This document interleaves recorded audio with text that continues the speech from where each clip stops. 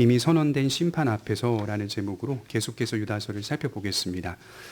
유다서를 읽으면서 우리 모두가 가져야 할 첫 번째 마음은 무엇일까요? 계속 살피고 배우면서 드는 생각이 뭐냐면 참된 성도라면 경각심이 일어나야 하는 것이죠. 이것이 유다서의 목적입니다.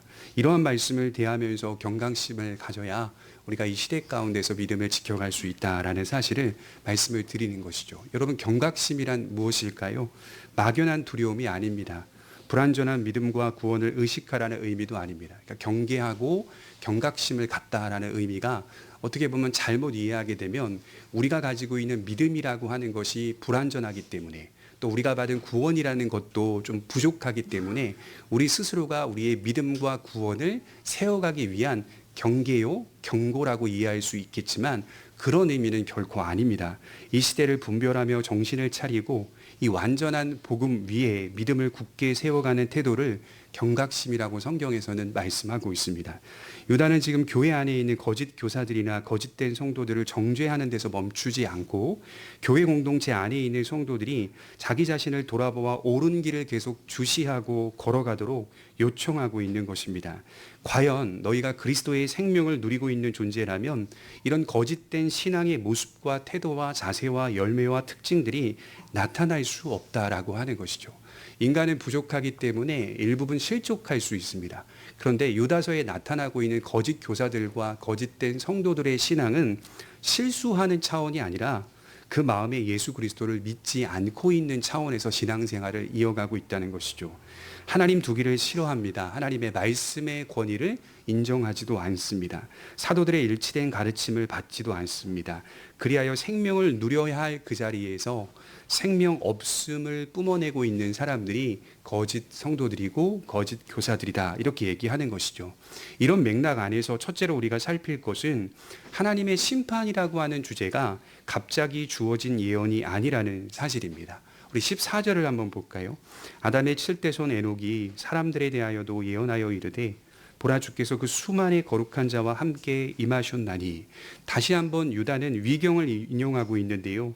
당시 초대교회 공동체 안에는 유대 전통 문헌들이 많이 들어와 있었고 그렇게 성도들이 읽고 있었습니다. 사도들이 전하는 복음의 권위만큼 중요한 책은 아니었으나 신앙의 참고 자료로서 이러한 내용들이 서로 공유되고 읽혀지고 있는 실정이었습니다. 칼빈은 지금 외경을 인용한 것일 수도 있고 성경에 기록되지 않은 하나님의 말씀을 인용하고 있을 수도 있다. 그래서 둘 다 가능성을 열어놓았다는 것을 볼 수가 있겠죠. 어쨌든 에녹을 거론하는 것을 보아 하나님의 심판은 아주 오래전부터 성경의 첫 시작부터 이미 계획하셨고 선언하셨다라는 사실을 이야기하고 있는 것이죠. 그런데 왜 아담의 7대 손 에녹의 예언을 강조하고 있는 걸까요? 창세기 5장에 보면 아담으로부터의 계보가 이어지는데 이 에녹이라고 하는 인물은 아담으로부터 시작해서 7번째에 나오는 인물입니다. 아담, 셋, 에노스, 게난, 마할랄렛, 야렛, 에녹으로 이어지는 계보라는 것을 볼 수가 있겠죠. 우선 이 7번째라는 지위가 가진 의미가 유대인들에게는 상당히 특별했다라고 합니다.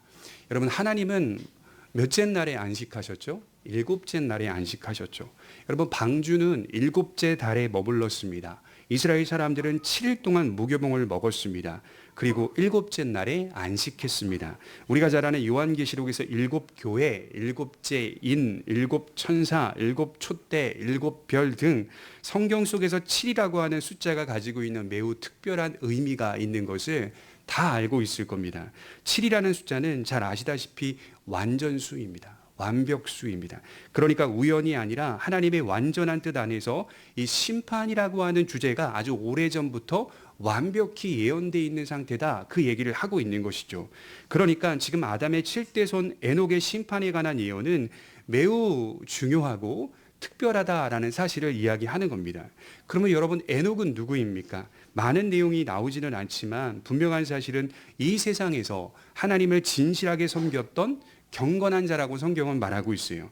이 경건한 자의 결말이 어떻게 됐을까요? 창세기 5장 24절에 보면 에녹이 하나님과 동행하더니 하나님이 그를 데려가심으로 세상에 있지 아니하였더라, 이렇게 말씀을 하고 있어요. 이 창세기 5장의 표현을 히브리서 11장 5절에서 바울은 이렇게 다시 한번 표현하는데, 믿음으로 에녹은 죽음을 보지 않고 옮겨졌으니, 이렇게 표현하고 있습니다. 에녹은 하나님과 동행한 경건한 자의 표상, 경건한 사람이었습니다. 그가 하나님에 의해서 들려 올라갔다라고 성경은 말씀하고 있죠. 그래서 우리 모두는 예수 그리스도의 부활과 승천을 예표하는 인물로도 에녹을 이해하고 있습니다. 또한 성도들 역시 이와 같이 그리스도의 생명 안에서 죽지 않는다는 사실을 예표하는 인물로 에녹을 이해하고 있습니다. 그런 그가 어떤 예언자의 역할을 하고 있는데 어떤 예언을 말했는지 보십시오. 지금 교회 안에 있는 거짓 교사들과 거짓된 성도들에 대한 심판을 예언했다. 이렇게 얘기하는 거예요. 그가 예언자의 역할을 했고 예언의 메시지를 던졌는데 창세기 때부터 던졌는데 그 내용은 뭐냐? 이런 사람들은 심판을 받는다라고 하는 사실을 오래전부터 예언하고 있더라. 이렇게 말씀을 하고 있는 것이죠. 이와 같은 존재들에 대한 하나님의 심판은 이미 예언돼 있었고 선언돼 있었고 시작부터 계획돼 있었고 작정되었다는 사실을 말씀을 하고 있습니다. 그런데 좀 흥미로운 건 뭐냐면 지금 예수님의 재림의 이미지를 사용하고 있다는 것이죠. 구약의 에녹이 하나님의 심판을 인용하고 있는데 그 심판의 내용을 이미지화해서 우리에게 증거하는데 예수의 재림의 이미지를 사용하고 있습니다. 이 심판이 이미 선언되어 있다는 사실을 강조하면서 주님은 반드시 강림하셔서 심판하실 것이다 라고 하는 사실을 설명하는 것이죠. 그럼 우리가 받은 구원도 한번 생각을 해봤어요. 이 구원이라는 주제도 한번 생각해 봅시다. 복음을 통하여 구원하시겠다라고 하는 하나님의 예언은 언제부터 시작되었을까요? 인류를 구원하시겠다라고 하는 메시아를 보내셔서 우리를 구원하시겠다라고 하는 예언은 영원한 시간 전에 작정돼 있었다라고 바울이 말하면서도 우리의 시간성 속에서 이해해 본다면 아담의 타락 이후에 막바로 예언되고 있다는 사실을 알 수가 있습니다.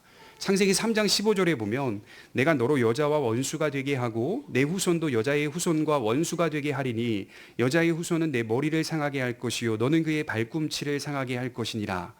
다윗의 후손으로 오시는 아기 예수님께서 이 세상에 오셔서 어떤 역할을 하실까라고 하는 사실을 물어본다면 그는 뱀의 머리를 박살낼 것이다 라고 하는 사실을 처음부터 예언하고 있다는 것이죠. 사람들은 예수님이 오셨을 때 메시아의 탄생이 갑작스러운 사건으로 받아들였습니다. 너무 당황했죠. 헤롯 왕부터 시작해서 베들레헴 주변의 많은 지역들이 모두 다 당황했고 믿겨지지가 않았어요. 하지만 성경을 있는 그대로 믿고 있는 믿음의 사람들은 오래전부터 이미 예언돼 있었던 말씀이고 그것이 역사 가운데 아주 차분하게 조용히 성취되고 있었다는 사실을 믿었던 것입니다. 심판이라는 주제도 마찬가지입니다. 이미 선언돼 있었다라는 사실이죠. 오늘 말씀의 표현을 보니까 마치 심판이 너무 재밌어요. 성경이 완료된 것처럼 표현하고 있어요. 우리 다시 보면 14절에 보시면 이렇게 표현합니다. 주께서 그 수만의 거룩한 자와 함께 임하셨나니 마치 이 사건이 먼저 있었던 것처럼 표현하고 있는 기법입니다. 이걸 문학적으로는 예언적 완료 형태라고 표현하는 거예요. 과거형으로 시제를 가지고 기록해 놓았지만 미래에 반드시 일어날 사건을 과거에 이미 이루어진 것처럼 선포하는 기법이라고 성경은 말씀하고 있는 거예요. 그럼 왜 이렇게 표현하는 걸까요? 참된 믿음을 가진 성도는 우리가 살아가고 있는 이 시대가 말세라고 해서 또는 마지막 때와 시기라고 해서 당황해하지 않는다는 겁니다. 말세라는 것은 성경에서 어떤 의미를 가지고 있는 걸까요? 간단하게 제가 말씀드려보면 사탄의 역사가 가장 왕성할 때가 말세입니다. 가장 위험할 때가 말세라고 성경은 말합니다. 그러니까 지금 예배를 드리고 있는 저나 또 우리 모두 성도님들이 인류의 역사에 성경적으로 보면 어떤 위치에서 살아가고 있는지를 이해하고 계셔야 돼요. 아무 위치에 우리가 놓인 게 아니라 마지막 때라고 하는 그 위치 속에서 하나님이 우리에게 복음을 맡기셨고 믿음을 주셨다는 사실을 생각해 볼 때 우리가 노출되어 있는 세상의 형편과 분위기는 결코 만만하지 않다는 사실을 인정하셔야 됩니다. 어쩌면 사도들이 살았던 시대에 그 무수히 많은 핍박과 탄압을 받았던 그 시대보다 지금이 훨씬 더 위험한 겁니다. 마지막 때에 그리스도의 강림을 바라보고 있는 시점이기 때문에 그 위험한 때와 시기를 이해하고 있어야 하는 겁니다. 그러면 이렇게 질문을 해볼게요. 너무 위험하니까 사탄이 그렇게 왕성하게 활동하고 있는 때와 시기이니까 우리가 받은 구원이 불안한 걸까요? 지금 제가 말씀을 드리는 강조점은 너무 위험하니까 우리가 받은 구원이 혹시나 위험해질 수 있으니까 그런 차원으로 제가 여러분들께 두려운 마음을 가져야 한다, 이런 이야기를 하는 걸까요? 결코 그렇지 않습니다. 제가 서두에 말씀드렸듯이 경각심은 그런 의미가 아니에요. 성경에서 말하는 경각심은 그런 의미가 아닙니다. 이것은 우리가 받은 복음과 구원이 다소 불안하고 부족한 것이라는 뜻이 아닙니다. 복음과 믿음이 불완전하기 때문에 이 말세라는 시기에 더 불안해하고 더 두려워한다는 의미가 아니에요. 오히려 성도는 이 사실을 이미 알고 있기 때문에 이런 시기가 도래하게 되면 그것이 주의 말씀대로 이루어지고 있다는 사실을 확실히 분별하며 더 정신을 차리고 주의를 살펴 경계하며 하나님께서 우리에게 허락하여 주신 믿음의 약속을 따라 성도의 길을 걸어간다는 사실이죠. 진짜 성도는 제 길을 걸어갑니다. 아무리 주변이 요란해도 제 길을 걸어갑니다. 교회 나오는 이유는 사람 보는 거 아니죠. 사람 중요합니다. 사람 보기 위해 나오는 거 맞아요. 그러나 핵심은 코어 메시지라 그러잖아요. 핵심은 그리스도를 바라보며 나오는 겁니다. 하나님을 바라보며 나오는 것이고, 그 하나님이 기록된 하나님의 말씀이 믿어지기 때문에 그 권위 앞에 서서 하나님을 예배하는 것 아닙니까? 말세의 교회 안에 이러한 사람들이 왕성하게 활동하고 안팎으로 수많은 위험과 유혹 속에 성도가 노출되어 있으나 여러분들과 제가 간과하지 말아야 될 게 있어요. 위험합니다. 사탄이 왕성하게 활동합니다. 그러나 이 마지막 때에 하나님의 지키심도 왕성하게 활동됩니다. 같이 보셔야 돼요. 그러니까 말세는 우리를 툭 위험한 상황에 던져놓고 너희들이 스스로의 힘으로 믿음을 지켜가봐 라는 차원이 아니라, 사탄이 가장 왕성하게 활동할 때 하나님의 지키심과 인도하심도 가장 왕성하게 활동하는 때와 시기라는 사실을 성경이 우리에게 증언하고 있습니다. 그래서 우리의 믿음은 분명합니다. 마지막 때라는 사실을 주의하면서 동시에 이때 하나님의 은혜 또한 더욱 강하게 역사하여 우리를 지키실 줄 믿는 믿음을 요청하고 있는 것이죠. 그럼 우리는 무엇을 믿어야 할까요? 이런 위험한 사실들, 유혹들, 거짓들이 교회 밖 세상은 당연하지만 교회 안에서도 왕성하게 일어날 때 하나님은 이런 시대와 상황에서도 참된 믿음을 가진 당신의 자녀들을 지키시고 보호하시며 인도하신다는 사실을 신뢰해야 하는 겁니다. 하나님께 자꾸 신뢰를 보내셔야 돼요. 하나님께서 우리를 지키시고 인도하실 것을 믿는 신뢰를 보내셔야 돼요. 사탄이 왕성하게 활동하는 것만큼이나, 아니 그것을 초월하고 뛰어넘어서 하나님의 활동도 여러분들의 영혼 속에 왕성하게 역사한다는 사실을 기억하셨으면 좋겠어요. 그래서 마지막 시기 말세의 교회는 불안에 벌벌 떨고 흩어지고 야단법석하는 공동체가 아니라 하나님의 뜻대로 구원을 이루어가는 더 질서 있는, 더 안전한, 더 견고한 공동체로 유지돼야 한다는 것이죠. 모순적이죠. 제가 이렇게 말하고도. 왜 모순적입니까? 겉으로 볼 때 교회는 지금 시대의 위기라고 말을 하고 있거든요. 너무나 야단법석하고 요란하는 일들이 교회 밖은 당연하지만 교회 안에서도 존재하고 있다는 것을 우리가 분명히 부인할 수 없습니다. 그럼에도 불구하고 다른 면을 보시라는 거예요. 십자가를 걸었다고 해서 다 교회가 아니라는 사실을 알고 있습니다. 그것은 역사가 이미 우리에게 증명해주고 있고, 세상에는 불분명한 목사와 불분명한 성도들이 차고 넘쳐납니다. 신앙의 언어를 사용하지만 신앙적 삶을 살지 못하고 신앙의 공동체 안에 있지만 복음을 여전히 믿지 않고 있습니다. 하나님의 권위는 제쳐두고 자신이 자신의 인생의 주인이 되어 하나님의 권위보다 더 높은 차원의 인생을 살고자 자기의 욕망을 부려먹고 있는 사람들이, 또 그런 목회자들이, 그런 수많은 신앙인들이 우리 주변에 넘쳐나고 있는 실정이기 때문에 우리는 지금 이 시대를 하나님의 말씀에 따라 관점을 가지고 보게 되면 성취의 때라는 사실을 분명히 인지할 수 있어야 하는 것이죠. 그런데도 여러분, 어느 쪽에서는 진실한 주의 백성들의 신앙이 견고하게 자라가고 있다는 사실을 기억하셨으면 좋겠어요. 교회는 위기다 라고 하는 그 메시지의 다른 면에서는 하나님의 백성들이 커가고 있습니다. 진실된 백성들이 주의 말씀을 따라 하나님만을 바라보며 영원한 생명을 누리고 복음의 은혜 안에서 견고하게 신앙을 세워가고 있습니다. 성경을 통해 오래전부터 예언돼 있었다는 사실을 지적하고 있는 거예요. 지금은 여러분 성취되고 있는 시대입니다. 말씀의 성취라는 것을 목격하면서 어떤 일이 성도들의 마음속에 작용하냐면 믿음이 견고해집니다. 주님의 말씀대로 되니 믿음이 견고해지고 확실해집니다. 그리고 모든 성도들의 마음속에는 하나님의 나라를 갈망합니다. 복음을 지키며 선을 행하고 부지런히 주를 섬깁니다. 교회가 겉으로 볼 때 불안해 보이고 요란하지만 깊이 들여다보면 그 속에 참된 성도들은 흔들리지를 않습니다. 그리고 제 길을 걸어갑니다. 이럴수록 믿음을 가진 성도들은 성령과 말씀 안에서 자기의 믿음을 지킵니다. 먼 바다에서 큰 태풍이 밀려옵니다. 바다는 막 요란하죠. 그러나 그 태풍 가운데서도 바다 깊은 곳은 잠잠하다라고 이야기하더라고요. 평안하다라고 합니다. 깊은 곳에 사는 해양 생물들은 큰 태풍 때문에 많은 이익을 본다라고 합니다. 그런 생물들이 안전하다고 합니다. 그것이 바로 진짜 믿음을 가진 성도들의 신앙이라고 생각합니다. 14절을 다시 보시면 주께서 그 수만의 거룩한 자와 함께 임하셨나니 거룩한 천군 천사가 예수님의 강림 때에 함께 올 것입니다. 나아가 이미 하나님의 나라에 들어간 거룩한 주의 백성들도 함께 올 것입니다. 그리하여 이 세상을 심판하는 일에 동참할 것입니다. 제가 초등학교 때 만수동에 살 때요. 그 만월산 밑에 있는 아파트에 살았는데 거기서 이제 집에 들어가면 항상 그 현관에 걸려 있었던 그림이 하나 있었어요. 성화가 있었어요. 그게 뭐냐면 구름이 이렇게 있고요.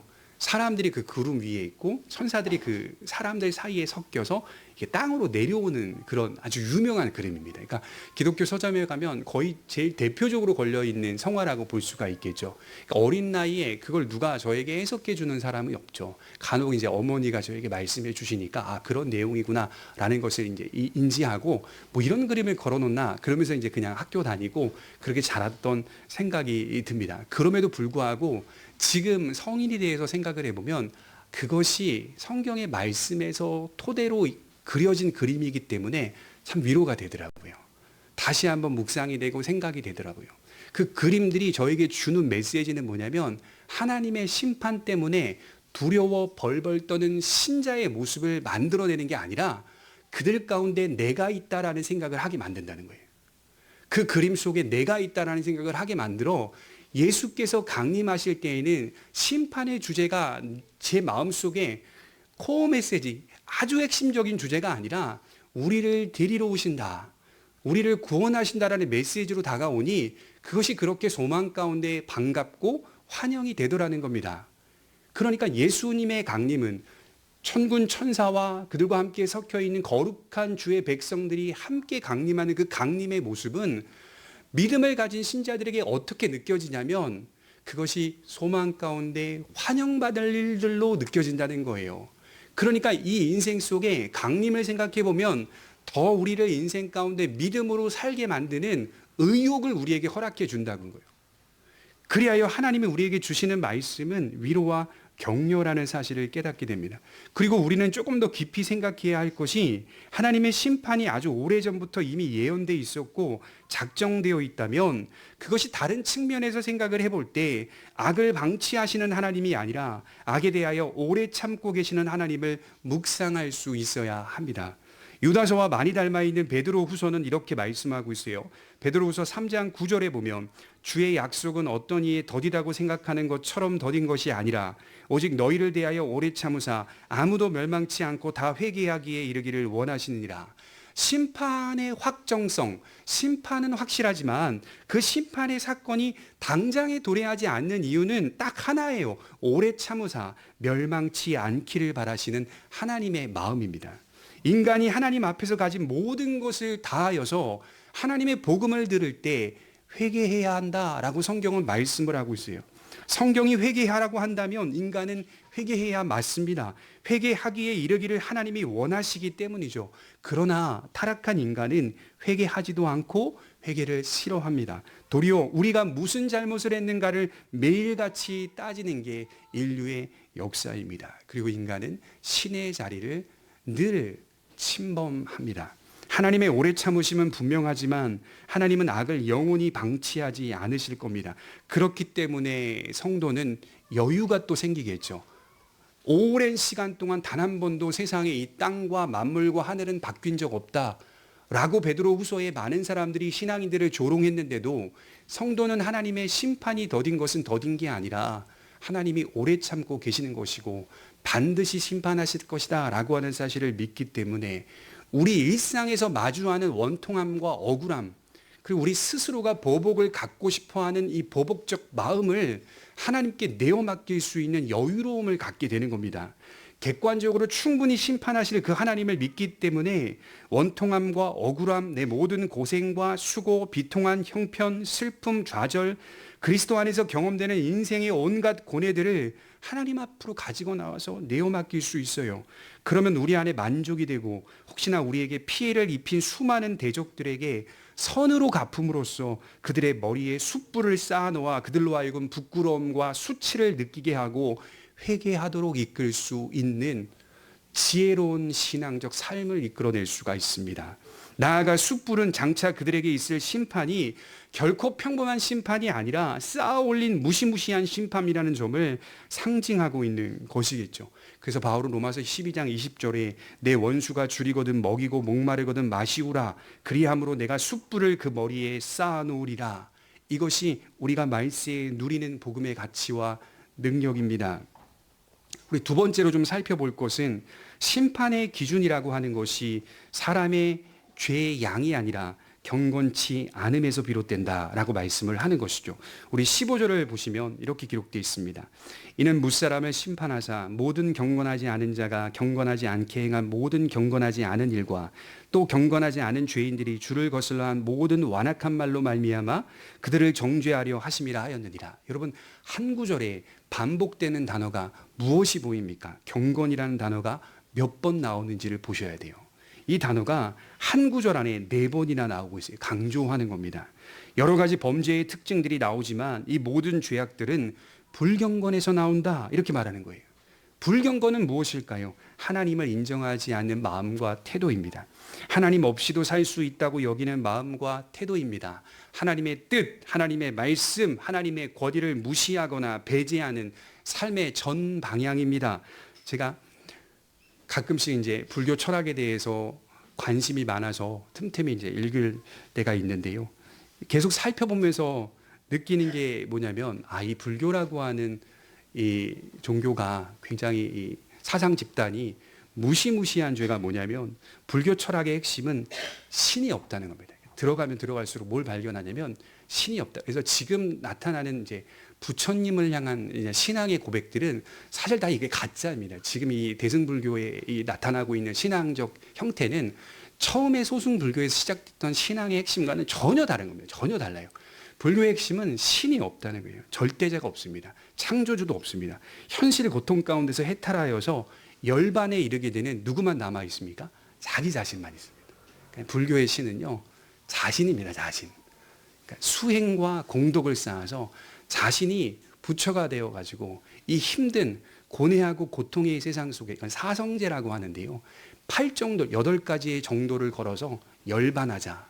이게 불교의 철학의 핵심의 가르침이더라고요. 그러니까 자기가 신이다. 자기가 창조주다. 자기가 절대자다. 자기 스스로가 누구를 구원할 수 있다는 거예요. 자기를 구원할 수 있다. 그 메시지를 계속 던지니 이게 하나님 앞에서 얼마나 불경한 겁니까? 얼마나 큰 무시무시한 죄입니까? 이게 성경에서 말하는 고상한 종교 안에 들어있는 불경건함입니다. 고상한데요, 아주 불경건해요. 아주 하나님 앞에서 옳지 않아요. 지금 유다가 비판하고 있는 이 사람들은 바로 그런 불경건한 자들입니다.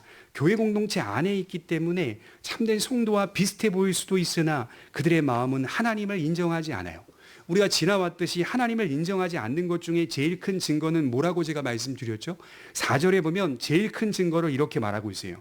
이는 가만히 들어온 사람 몇이 있음이라. 그들은 옛적부터 이 판결을 받기로 미리 기록된 자니 경건하지 아니하여 우리 하나님의 은혜를 도리어 방탕한 것으로 바꾸고 홀로 하나이신 주제 곧 우리 주 예수 그리스도를 부인하는 자니라. 하나님을 인정하지 않는 제일 중요한 증거가 뭐냐면 예수님과 예수님의 사역을 부인합니다. 예수님을 인정하지 않아요. 그리고 하나님의 은혜라는 교리를, 그 은혜의 복음과 교리를 방탕한 것으로 변경시켜 버렸어요. 너무나도 무서운 죄를 저지르고 있는데 사실 이들은 쉬워요, 이 죄를 저지르는 것이. 왜냐하면 이들의 중심에는 하나님을 인정하지 않는 마음이 있기 때문에 충분히 가능할 일입니다. 두려움이 없어요. 회개의 필요성도 못 느낍니다. 그런데도 무엇을 하냐면 신앙을 흉내낼 수 있어요. 신앙 공동체 안에서 흉내내는 신앙으로 설 수 있다는 거예요. 죄 가운데 놓여 있는 자신을 보지 못하고 있어요. 우리가 복음을 어떻게 만났습니까? 우리가 나쁜 짓 해가지고 그 죄 때문에 만난 게 아니잖아요. 철저히 우리 자신의 어쩔 수 없음을 인생 속에 깨달아가며 복음을 만난 거잖아요. 죄라고 하는 것이 죄의 분량의 차원이 아니라 죄의 정도가 나를 지배하고 있다는 사실 때문에 세상의 그 어떤 위대한 권력과 능력도 이런 한 인간을 구원해낼 수 없다는 사실을 발견하기 때문에 복음으로 나오는 거거든요. 그리고 회개 속에서 만나는 정점이라고 하는 것이 나를 학대하는 것이 아니라 예수의 자비를 맛보게 한다는 거예요. 그래서 죄를 통하여 기뻐요. 죄를 짓는 게 기쁘는 것이 아니라 죄를 짓는 것은 치명적이고 아프고 애통한데 그 죄를 통하여 받는 용서함이 기쁘기 때문에 그 안에서 철저히 옛사람을 버리고 새 사람으로 살고 싶어하는 의욕이 생겨나는 것 아니겠습니까? 겉모습으로는 교회 공동체에 모인 사람들을 속일 수는 있으나 하나님은 속일 수 없습니다. 교회 안에 있고 신앙의 언어를 사용하고 그런대로 꽤 영향력도 있어요. 예수님을 안 믿는데 교회 안에 들어왔더니 저희만한 교회 같은 경우는 성도가 조금만 열심히 내도 목사님이 너무 좋아하겠죠. 그러니까 구역장 하셔야 됩니다. 뭐 하셔야 됩니다. 이렇게 하겠죠. 보통 다 그러니까요.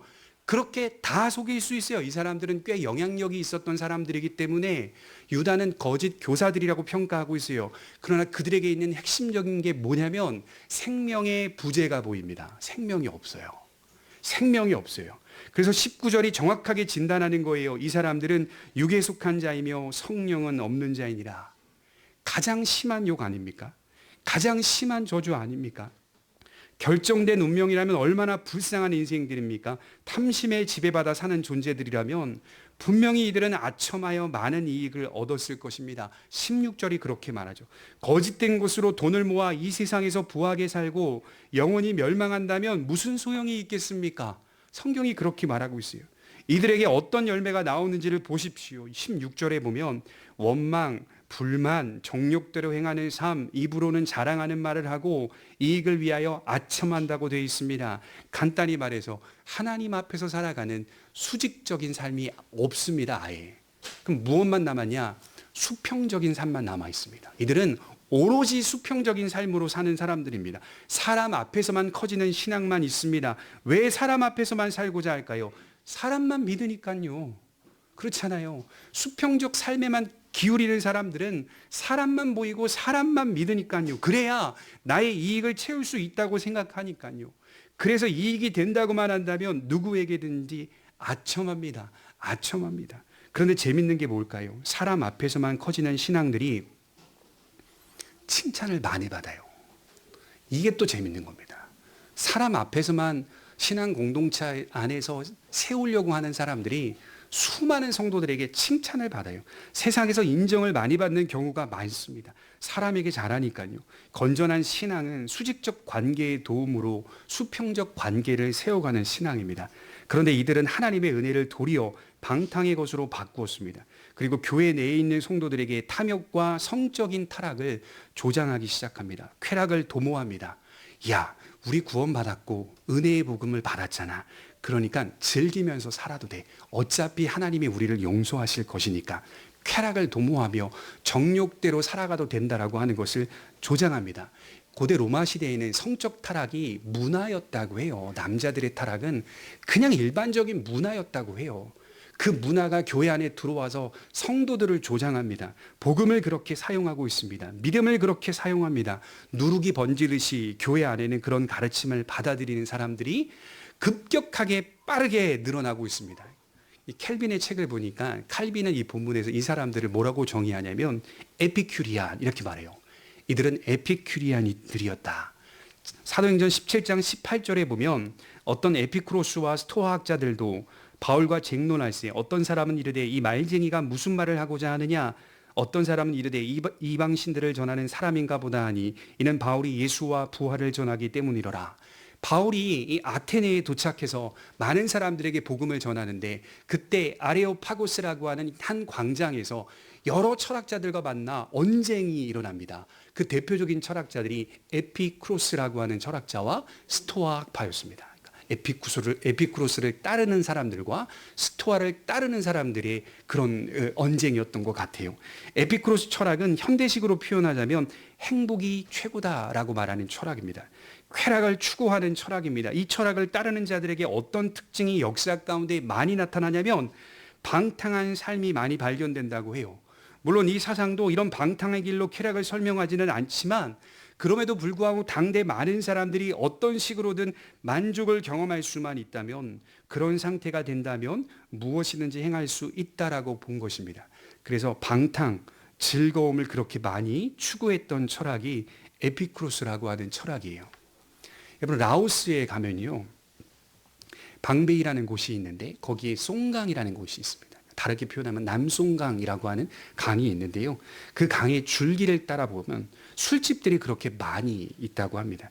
전 세계에서도 알아주는 명소로 자리를 잡았습니다. 서양인들은 대부분 독일 사람들이나 네덜란드 사람들은 과거에 이 송강을 대부분 알고 있었다고 해요. 그런데 거기에 오는 손님들이 대부분 서양인들이었는데 이 서양인들이 그 술집에 와서 술만 먹는 게 아니라 불법적인 약을 투여하며 쾌락을 즐겼다라고 합니다. 그래서 그 모든 술집들이 다 환각 파티를 하는 술집이었다라고 하더라고요.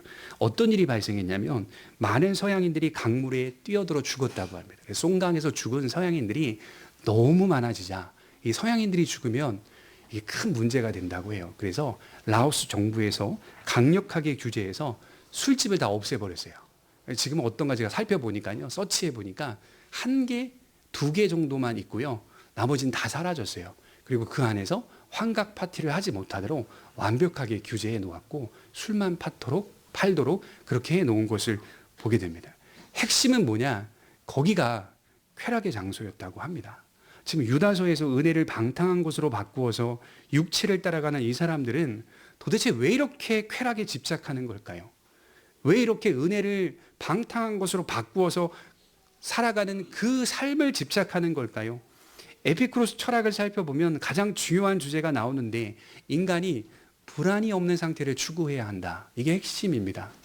인간은 불안하기 때문에 모든 일들을 하는 거다. 이렇게 보는 시각이에요. 그래서 인간을 불안이 없는 상태를 추구하게 만들면 그렇게 살아가게 만들면 최고의 상태가 될 수 있다라고 가르치는 것을 볼 수가 있습니다. 쾌락에 집착하려는 의도는 불안이 없는 삶을 살기 위해서입니다. 욕심을 따라 사는 것도 불안을 없애기 위해서입니다. 불안만 없다면 그게 바로 최고선이라는 겁니다. 저도 모태신앙이니까 오래전부터 신앙생활을 하면서 보면요. 이제 우리 한국 기독교 안에 유행했던 그 시대마다 유행했던 주제가 있었어요. 90년대에 가만히 생각해 보니까 교회 역사 속에 유행했던 주제가 있다면 들어보시겠지만 비전입니다. 비전. 그래서 1990년대, 2000대 이럴 때까지 교회는 계속 남발했어요. 무엇을? 비전을.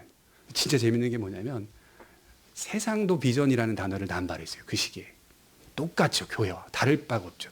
비전을 남발하다가 2000년대 들어서면서 교회가 무엇을 또 이야기하기 시작했냐면 상담이라고 하는 단어를 쓰기 시작합니다. 교회가. 상담. 그리고 조금 지나니까 교회가 치유라는 단어를 쓰기 시작합니다. 그리고 조금 지나니까 지금 우리 현대 시대에는 교회가 무엇을 많이 강조하는지를 가만히 살펴보니까 행복입니다. 행복. 교회 안에 많이 쓰여지는 단어가 행복이라는 단어를 쓰고 있습니다. 여러분 한번 가만히 주변을 돌아보십시오. 우리가 살아가고 있는 세상과 사회와 문화도 어떤 단어를 많이 쓰는지를 보십시오. 행복입니다. 세상과 교회가 같은 단어를 쓰면서 발전해 왔다는 것을 확인할 수가 있습니다. 모든 사람들이 행복을 향해 달려갑니다. 그러나 인간이 만들려고 하는 행복은 이게 진짜 풍선과 같아서 강하게 잡을수록 쉽게 터지고 들어가 보면 그 속에 아무것도 없습니다. 그것이 얼마나 허무하고 맹랑한 것인지 전도서를 천천히 읽어보면 금세 알 수가 있습니다. 인간이 정욕대로 살아갈수록 불안은 더 커지고 허무해지면서 또 그런 삶을 집착하는 자기 자신을 만나게 됩니다. 인간이 가진 죄의 본능은 그 양이라고 하는 것이 무한대라서 결코 만족함이 없습니다. 그리고 불안이 사라지질 않아요. 그러나 반대로 우리가 가진 성령과 그분의 복음과 말씀은 그때그때마다 우리의 불안을 잠재울 수 있는 능력이 있습니다. 그래서 유다서 1장 2절에서 바울이 성도들에게 무엇을 많이 강조하냐면 긍휼과 평강과 사랑이 너희에게 더욱 많을지어다. 우리가 받는 복이라고, 인생 속에서 천국 가는 그날까지 우리가 받는 복은 다른 게 아니에요. 긍휼과 사랑과 평안이 너희에게 더욱 많을지어다. 이 복으로 우리의 죄된 경향과 싸우고 하나님의 나라에 들어가는 겁니다. 우리가 깨닫는 사실은 하나님의 은혜 안에 담겨 있는 신령한 많은 보물들이 우리 속에서 우리를 어떻게 변화시켜가고 우리를 어떻게 죄의 자리에서 끄집어내는지를 확인하는 겁니다. 그리하여 깨닫는 건 하나님의 긍휼이 생각보다 크구나. 하나님이 우리에게 주시는 평안이 생각보다 크구나. 하나님의 사랑이 너무 크구나 라는 것을 발견하니까 사실은 나는 구원받아서는 안 되는 사람인데 라는 것까지 고백하게 되는 거예요. 나는 그럴 사람이 아닌데 라는 사실을 고백하게 되는 겁니다. 내세를 향한 소망은 우리의 불안을 소멸시킵니다. 결국 인간은 하나님 안에서 안식할 수밖에 없습니다. 그래서 모든 인간의 삶은 수직적인 관계로부터 단정한 수평적 관계가 형성되는 겁니다. 한 사람이 하나님 앞에서 건전하게 살면 사람과의 수평적 삶은 자연스럽게 따라 나오는 겁니다. 이것을 우리는 경건이라고 말하는 거예요. 그래서 종교개혁자들은 코람데오라는 슬로건을 외쳤어요. 근데 이 코람데오라고 하는 슬로건이 가진 의미가 오직 하나님 앞에서라는 의미거든요. 왜 이런 고백을 했을까요? 가만히 생각해 보십시오. 오직 하나님 앞에서만 외치게 되면 사람에게는 잘 안 해도 되는 거 아닐까? 이렇게 오해할 수 있잖아요. 그런데도 불구하고 종교개혁자들은 모두가 다 하나같이 오직 하나님 앞에서라는 것을 외쳤어요. 그리고 그 뒤에 그리고 사람 앞에서라는 말을 쓰지 않았고 하나님 앞에서라는 문구만 강조했습니다. 왜? 거기로부터 흐르기 때문에. 거기로부터 흐르기 때문에. 사람을 향한 추구는 하나님과의 건전한 관계 가운데 자연스럽게 나타나는 열매이기 때문입니다. 그래서 하나님의 은혜를 건강하게 받으면 모든 일상이 자연스럽게 단정해질 수밖에 없어요. 그리고 그런 단정함을 추구해 갈 수밖에 없습니다. 그리고 유다는 이렇게 17절에 경건의 구체적 특징을 이야기하고 있어요. 우리 17절을 한번 볼까요?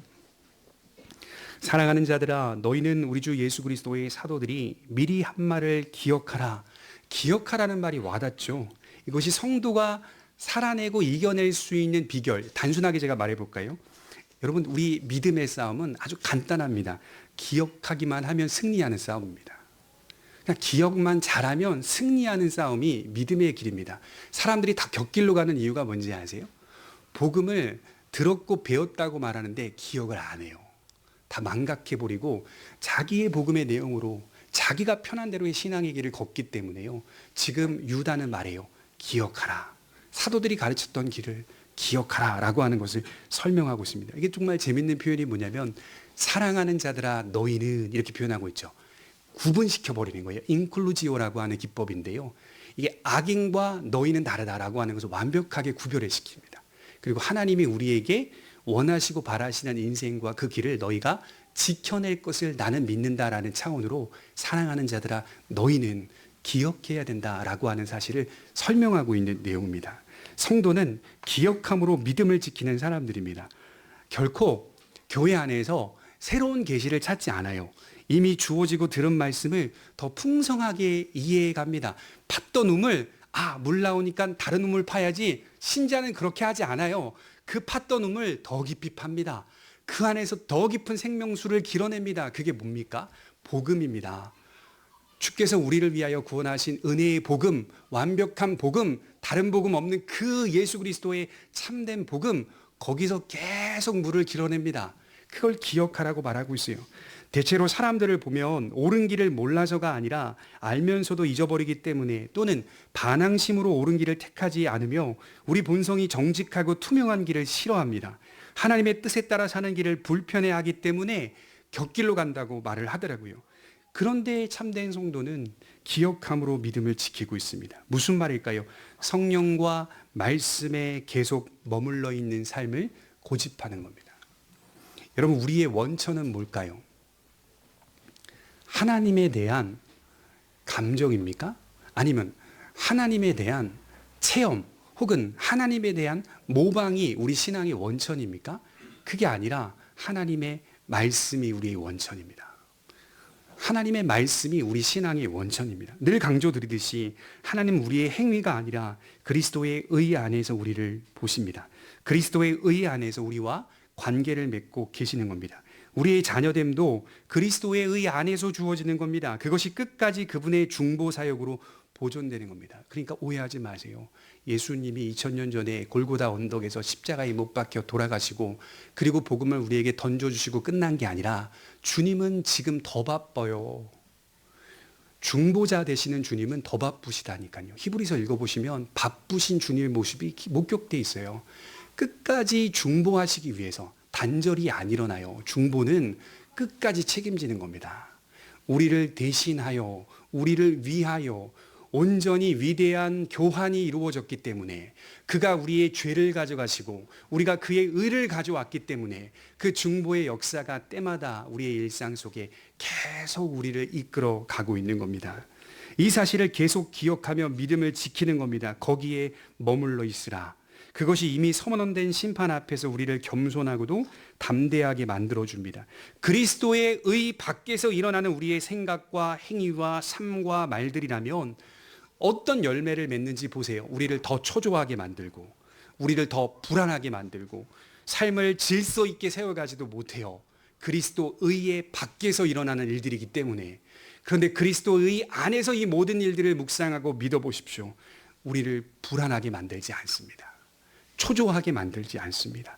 조급해하게 하지도 않습니다. 이 경쟁 속에 가득한 대한민국 사회에서 경쟁을 위해서 인생을 살지 않습니다. 나는 그리스도의 자녀로서 하나님 나라의 시민으로서 그저 나를 사랑하고 그의 은혜 안에 살게 만듭니다. 그것이 바로 기억하고 머물러 있으라는 뜻입니다. 그래서 우리가 이 믿음 안에 섰을 때 우리가 하나님의 심판이라고 하는 주제를 피하기 위해서 피하기만을 위해 급급한 삶을 살아가는 것이 아니라 보다 나은 삶과 하나님의 뜻을 따라 순종하는 삶으로 나아가게 만드는 더 높은 차원의 신앙적 성숙을 이루는 것이죠.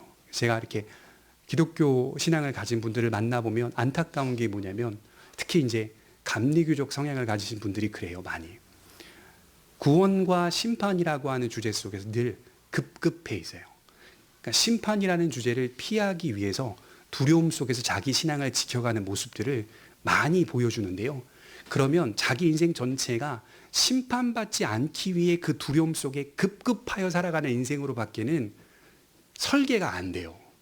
성경이 우리에게 제시한 복음은 심판을 통과한 자들로서 이미 예수 안에서 심판을 통과한 자들로서 보다 더 풍성하고 깊은 뜻에 따라 우리의 삶을 세워가라 라고 하는 것을 우리에게 요구하고 있다는 말이에요. 저와 여러분들의 신앙이 저는 이랬으면 좋겠습니다. 구원을 받을까? 심판을 받을까? 불안해하고 초조해하지 마시고 그리스도를 믿는 믿음 안에서 이미 심판을 통과한 자들로서 하나님의 뜻에 따라 순종하며 거룩하게 우리의 삶을 단정하게 세워가는 복된 인생들이 되시기를 주님의 이름으로 축원합니다. 기도하겠습니다. 거룩하시고